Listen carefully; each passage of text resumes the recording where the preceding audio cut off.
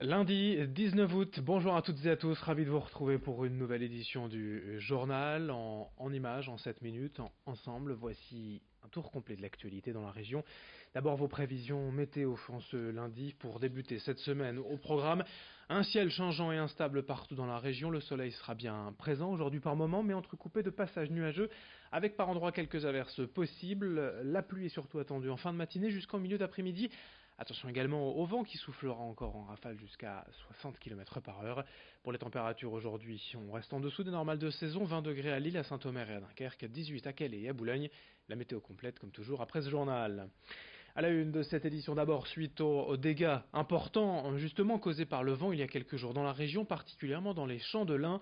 L'heure est au bilan pour les producteurs régionaux, certains ayant perdu la totalité de leur récolte annuelle. Traditionnellement, le lin dans la région est coupé fin juin début juillet et la récolte intervient mi-août. Durant ce laps de temps, durant ces quelques semaines, les tiges sont posées à même le sol pour les faire sécher, mais à cause des vents violents, les tiges de lin ont été soulevées et entremêlées, formant des ballots et rendant le lin inexploitable.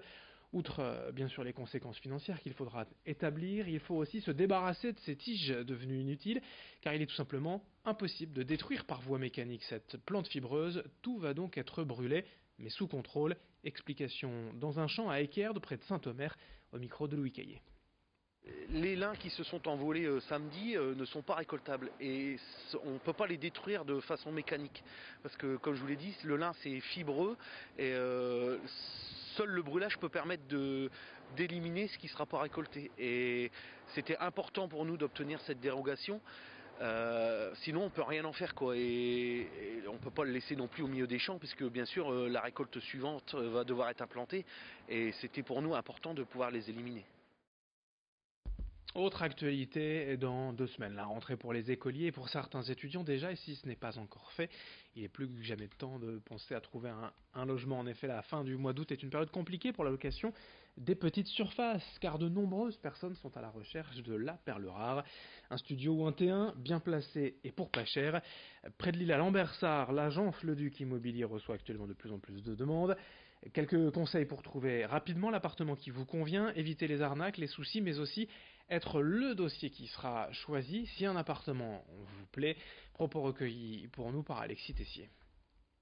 Il y a des points de vigilance, effectivement. Le premier, déjà, c'est d'anticiper le budget, puisque le jour J, on vous demandera 1 mois de loyer en dépôt de garantie et également le premier mois de loyer. Donc ça fait 2 mois à sortir, donc ça peut être un frein pour certains étudiants, donc il faut anticiper ce budget-là. Puis ensuite, la première erreur que font en règle générale les étudiants, c'est de vouloir bâcler l'état des lieux d'entrée. Et c'est une erreur parce que si on veut retrouver sa caution à la sortie et éviter les mauvaises surprises, il faut bien faire attention à l'entrée, l'état des sols, l'état des murs, l'état des plafonds, des installations électriques, etc. Donc il ne faut vraiment pas bâcler ça, il faut prendre le temps. Ensuite, il y a un certain nombre de démarches administratives à réaliser. La première, c'est éventuellement les aides au logement. Si on y est éligible, il faut quand même pouvoir prendre le temps, ça peut être intéressant. La deuxième, c'est de souscrire une assurance habitation, puisque ça vous sera demandé le jour J, donc une attestation d'assurance habitation pour couvrir ces risques locatifs. Et puis, évidemment, il faut aussi ouvrir l'ensemble des compteurs, donc par exemple le compteur d'eau, le compteur d'électricité. Dans cette édition, également à Lille, la colère d'habitants du quartier des Bois Blancs. Depuis un mois, des gens du voyage sont installés sur un espace vert et une aire de jeu pour enfants qui venaient tous deux d'être refaits à neuf. Après 3 semaines d'occupation, les gens du voyage avaient levé le camp le 11 août, mais sont revenus 3 jours plus tard. Les habitants se plaignent notamment des nuisances sonores, des détritus retrouvés aux abords du parc et des dégâts causés depuis leur installation. Les habitants ont alerté la mairie et les forces de l'ordre, mais n'auraient reçu que des fins de non-recevoir.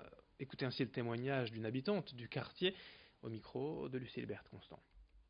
Les gens du quartier se sentent abandonnés parce que malgré beaucoup d'appels au niveau de la mairie et des services de police, on n'a aucune réponse. Tout le monde semble s'en moquer complètement. Et au-delà de ça, demain, les gens qui souhaitent louer ou vendre leur appartement, on va être clair, hein, c'est no way.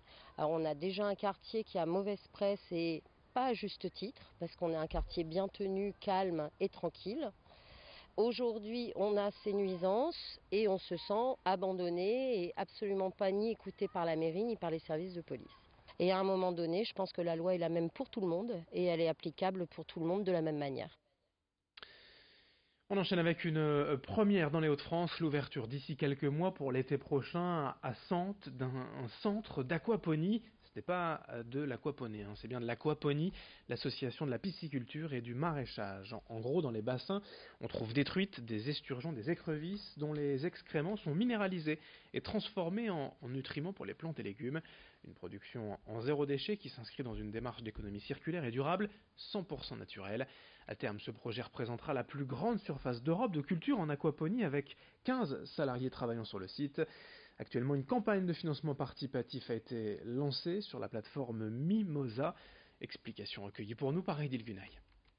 Ce site a été complètement désaffecté depuis 2014, donc il y a l'idée de lui redonner une seconde vie et donc de réécrire une belle histoire autour de ce projet, de ce site. Ensuite, de pouvoir en fait créer une activité qui va permettre de créer des emplois non délocalisables. Il faut savoir qu'aujourd'hui 2 agriculteurs se suicident par semaine en France, et donc de pouvoir en fait à travers ce projet créer tout un tas de boucles d'économie circulaire, que ce soit dans l'exploitation valoriser les excréments des poissons, ensuite l'idée de valoriser en fait les peaux de poissons pour pouvoir en faire à terme du cuir, éventuellement des porte-cartes, des ceintures, des choses comme ça. Ensuite, de pouvoir valoriser les viscères des poissons pour pouvoir s'en servir pour l'alimentation des écrevisses, par exemple. Il y a l'idée d'être complètement zéro déchet et de créer plein de boucles d'économie circulaire qui vont être très très vertueuses en fait sur le site. Ce que je veux, c'est qu'il n'y ait aucune poubelle qu'on soit obligé de déposer aux éboueurs chaque semaine. On termine avec du sport, du football, le deuxième match de Ligue 1 ce week-end et la première défaite déjà du LOSC à Amiens 1-0. À vrai dire, le scénario du match n'a pas vraiment tourné en faveur des Dogs, avec notamment l'expulsion jugée très sévère de Soumaré en première mi-temps. Et c'est un ancien joueur lillois, Serhou Guirassy, qui a marqué le seul but du match pour Amiens à une vingtaine de minutes de la fin. En national, tout va bien pour Dunkerque, 3 victoires en 3 matchs, la dernière ce vendredi à domicile, 2-1 face à Béziers. En revanche, deuxième défaite déjà pour Boulogne à Créteil, 1-0. Au classement, l'USLD est seul en tête, l'USBCO avant-dernière.